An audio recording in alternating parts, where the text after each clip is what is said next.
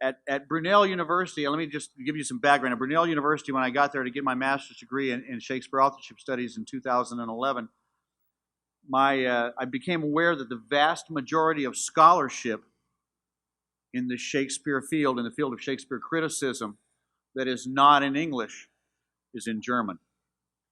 And with the encouragement of the program director, my friend Bill Leahy, the program chair of the study program that I did at Brunel, I was encouraged to learn German. And I enrolled in a German class there. Maria and I were one of 24 students from 19 different countries in that class. The German theory was certainly started by this man, Mr. Goethe. This is Nietzsche, of course. Nietzsche is Nietzsche, Goethe, all these wonderful German philosophers. There are significant figures in this combination of literature, politics, statehood, and conquest. Like most everybody that you're going to hear about, concentrated on a few plays. And you'll hear this with Mussolini and Hitler and Goebbels and the Japanese emperor and those folks. But these plays, as you might guess, are Hamlet.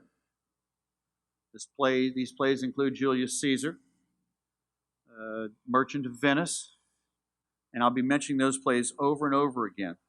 Anyway, Nietzsche's favorite plays happen to be Hamlet and Julius Caesar. They set up a great deal of thought that follows him, and some of these names will be familiar to it. Whether it's this guy, a third-rate writer who failed at his literary career before pursuing a literary one, Joseph Goebbels. Hitler also owned the collected works of William Shakespeare, of course, published in German. He really enjoyed, of course, Hamlet, Troilus and Cressida, as you like it. But Midsummer Night's Dream is always a popular one, too. But where I'm going to ignore those non-political ones as far as the German and Italian and Japanese and all the people connected with the world wars.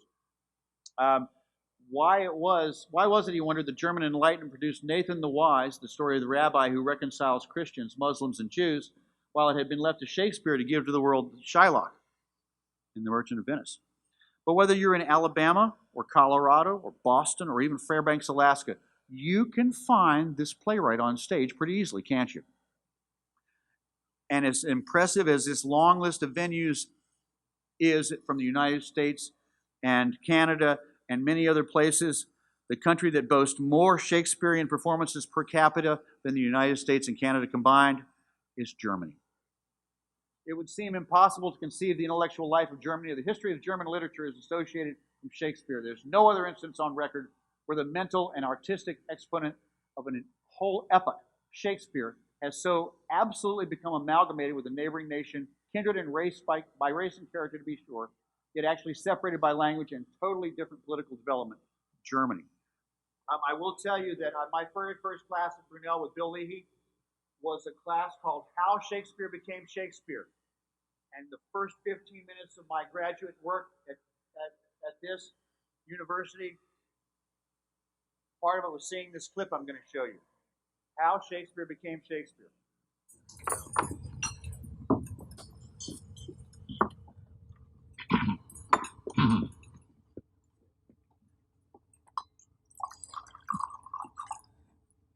I offer a toast. The undiscovered country. The future. The undiscovered country. Hamlet, Act 3, Scene 1. You have not experienced Shakespeare until you have read him in the original Klingon.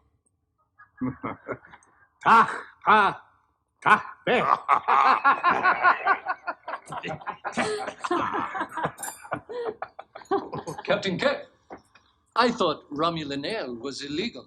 One of the advantages of being 1,000 light years from Federation headquarters. To you, Chancellor Gorka, one of the architects of our future. Chancellor. Boboy. Perhaps we are looking at something of that future here. Tell me, Captain Kirk, would you be willing to give up Starfleet?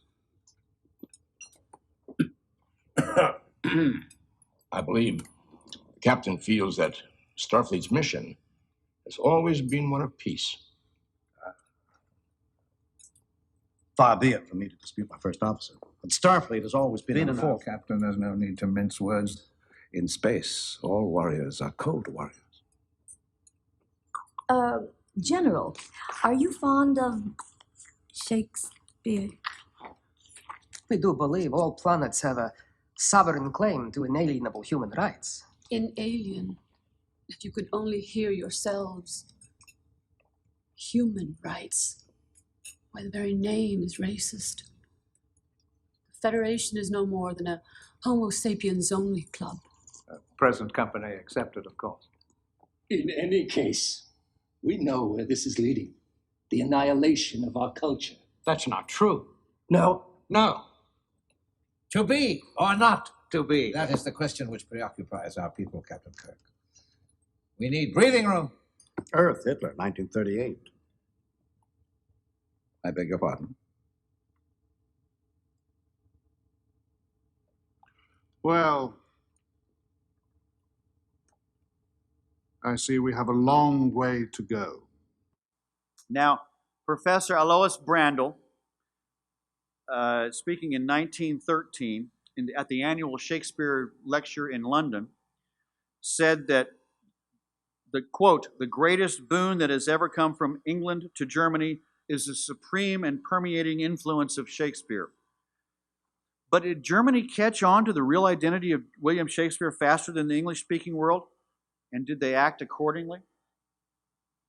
Goethe has, for a country that's been reluctant to bestow full citizenship on immigrants throughout its history, Germany has shown a remarkable enthusiasm to claim Shakespeare as a naturalized German, beginning with Goethe, going on through. Germany's infatuation with the bard has touched on lunacy since the Enlightenment. While it is possible that versions of his plays may have been performed as far back as the 17th century, this is disputed among scholars, and his name as a playwright is only well known into the mid-18th century in German-speaking lands. I'll talk more about that in a minute.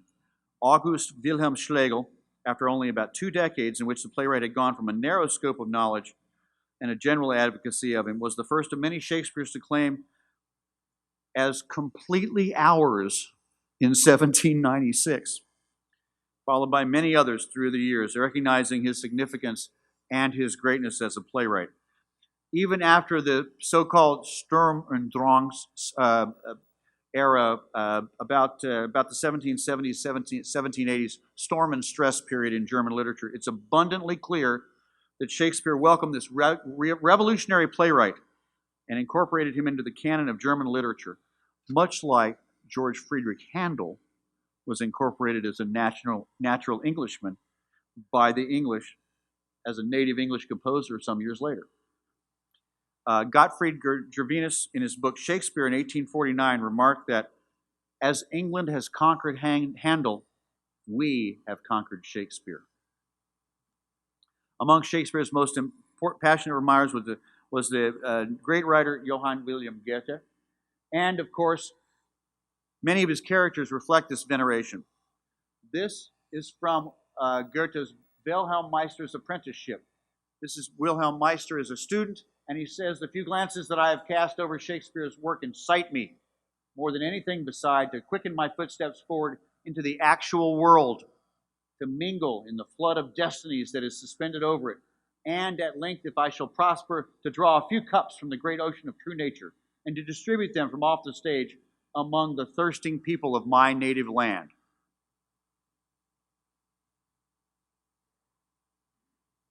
It's not at all surprising that the study of Shakespeare should be compulsory in the world of von Goethe's novel, William Meister's Apprenticeship, in 1795-96.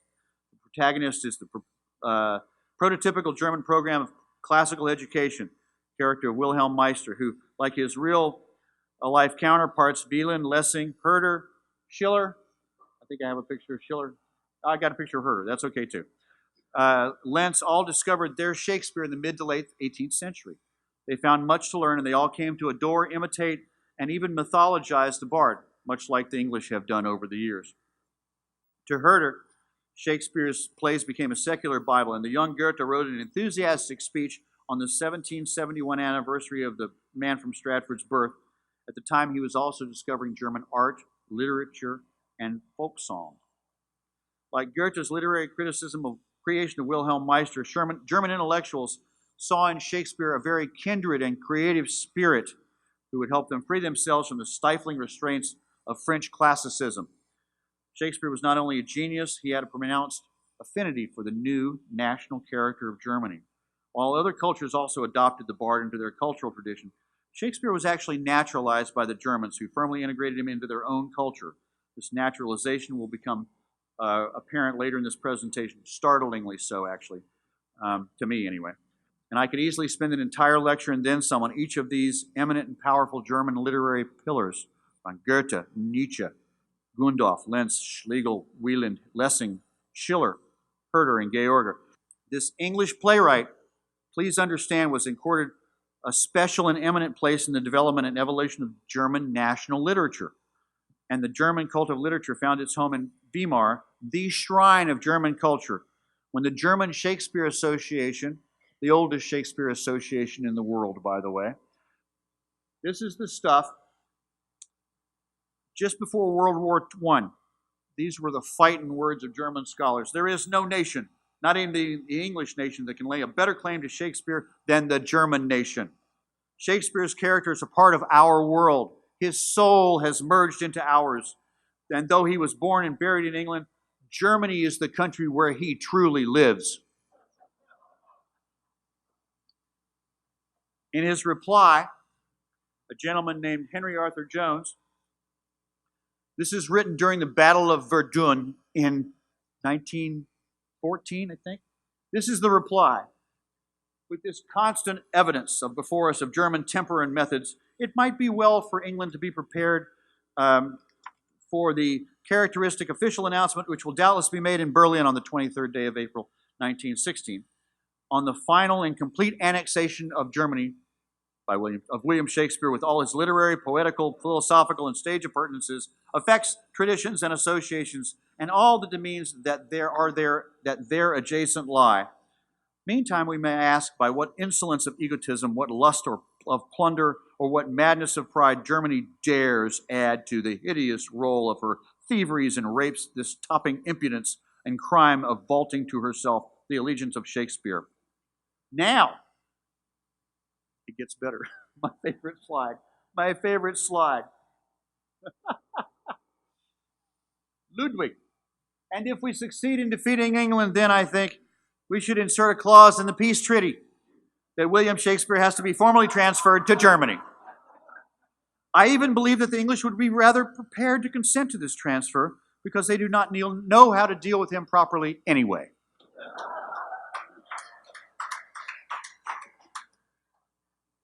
And Shakespeare has been and remains a staple in Germany's theaters and schools even today. The plays were and continue to be interpreted in light of prevalent contemporary concerns. And of course, his works there and everywhere were and are constantly being created and recreated to serve the needs of all political formations on German soil, whether it's the Weimar Republic, the Third Reich, or the GDR, where Shakespeare was contested but never abandoned. That's the East German folks. And yet, the real introduction of Shakespeare into Germany, it involved a set of ironies. I'm going to go just off script for a second here. During the second half of the 18th century, Germany accepted Shakespeare, at least in part, because they thought he was a poet of the middle class and a part of the intellectual folks who were not, well, he was not, of course, but his works now available to the middle classes made him popular with them when they became translated and available to them. Boulderized early versions of the plays and interesting adaptations, usually involving more plot unity and or a happy ending, stop me if this seems familiar, were designed to appeal to the German middle class, comfortable as they were. Finally, these eventually gave way to more faithful translations. By 1833, most Germans had these better but also more gloomy books in their middle class libraries. Here I will note that the Germans weren't the only ones to put happy endings on these stories or adapt them to various purposes. Literally every country has been guilty of this offense, including, of course, Italy, Japan, here, England, everywhere. Remember that in the 18th century, guys, this is the important part of the political stuff. Remember that in the 18th century, Germany was little more than a vague geographical expression. It consisted of hundreds of autonomous territories ranging in size from Lilliputian statelets to the great powers such as Prussia and Austria, all under the nominal jurisdiction of the title Holy Roman Empire of the German Nation. This empire on paper, however, lacked political, economic, and social cohesion and was ruled by a self-interested and Francophile elite. The elite rulers and the aristocracy spoke French. The German people spoke German, Slavic, or a combination of many different languages of that, Slavic influence version of it. The result of this absence of unity was that no national culture was emerging. There was a whole bunch of disconnected city-states, or larger states too. Johann Herder bemoaned the fact that Germany was divided by sects of taste, partisans of poetic art, schools of philosophy contesting one another, with no great universal reformer and law-giving genius. Herder and others worked actively for a literary revival. That literary genius that emerged was the playwright William Shakespeare.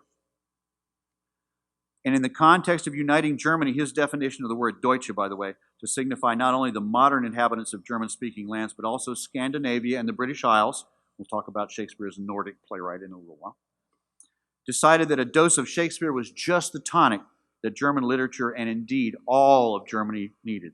Shakespeare at the time would have been strictly considered to be a direct affront to Francophile intellectuals who strictly adhered to the canons of neoclassicism and the idea of the orderly unities of time, place, and plot, which Shakespeare so freely violated, as we all know. Perhaps Shakespeare was the revolutionary Germany needed, and his rude and vigorous verse was a blazing counterpoint to the modern edifice of French verse or its anemic German imitations. Herder and others believed that this primitive figure spoke poetry with the easy grace long since lost in the stilted, prosy world of the Enlightenment. Shakespeare, like Homer, Ossian, and the poets of the Old Testament, quote, drew from subterranean reservoirs of human imagination and feeling, according to Herder.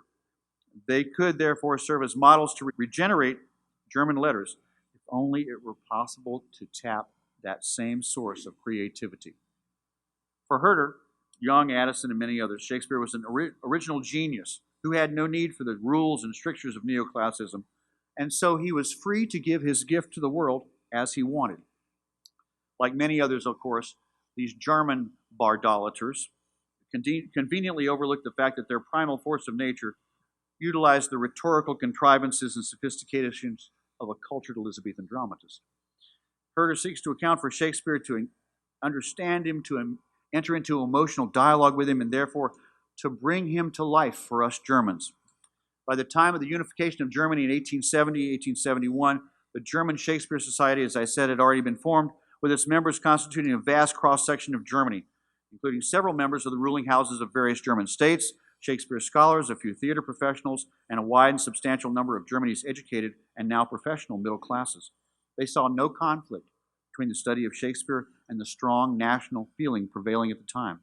Their 1871 yearbook, in fact, points to Shakespeare's, quote, patriotism and enthusiasm for the deeds and greatness of his own people as an example to be matched by the people of Germany. As an example to be matched by the people of Germany. Shakespeare thus served to motivate and empower Germany and provided them an opportunity to demonstrate the devotion of duty and the commitment that had lately enabled Germany to triumph over France and become unified. Thought even to be Germanic like us, that's a quote, the playwright was also acknowledged to be, quote, the most thorough-giving expression of the Protestant spirit. Two new ideas were emerging in Germany between 1880 and 1918. Nationalism and historicism. Frederick Downing and later Gundolf himself recognized the treasure of wisdom in Shakespeare's works and their universal relevance to modern times. In 1844, the poet Ferdinand Freiligrath lamented that, quote, Germany is Hamlet, because they hadn't made up their mind on what they wanted to be yet, right? By the end of the 19th century, the poet had been made thoroughly German and had, more significantly, become a stereotype for the German character. These folks had it right long ago, that Shakespeare was a brilliant and highly educated member of the ruling class, well acquainted with power and its uses, and determined to put his country and his honor first, tearing down all political obstacles in his way. German educators and their political overseers found much to like in Shakespeare.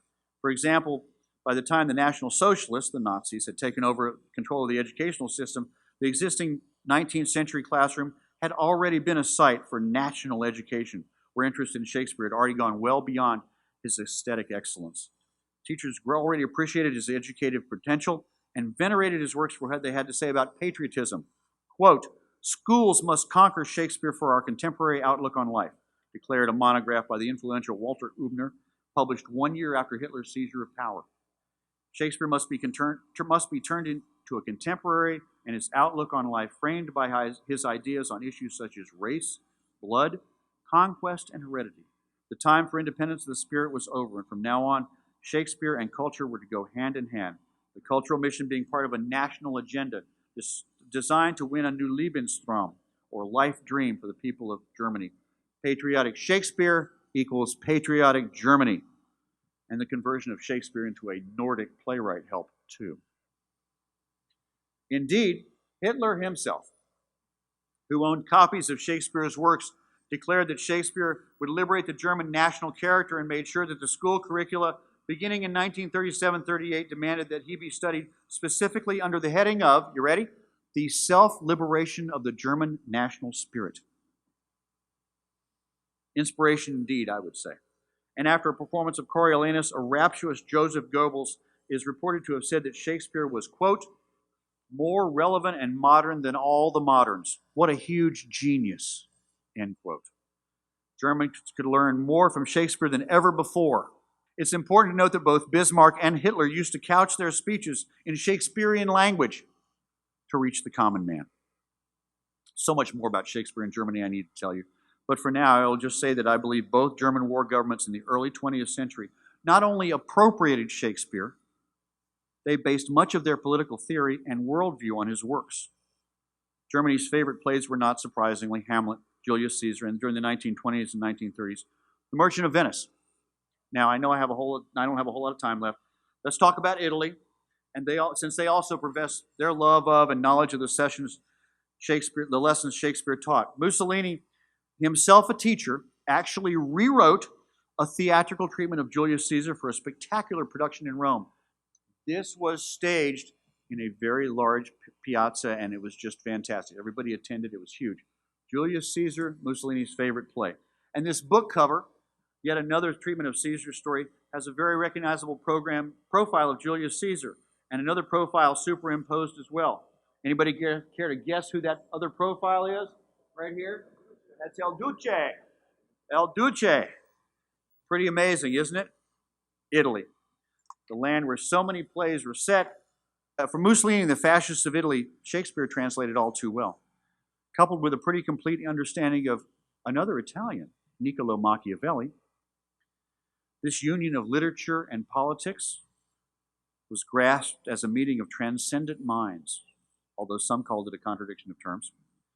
Inspiration or appropriation? I think it's both.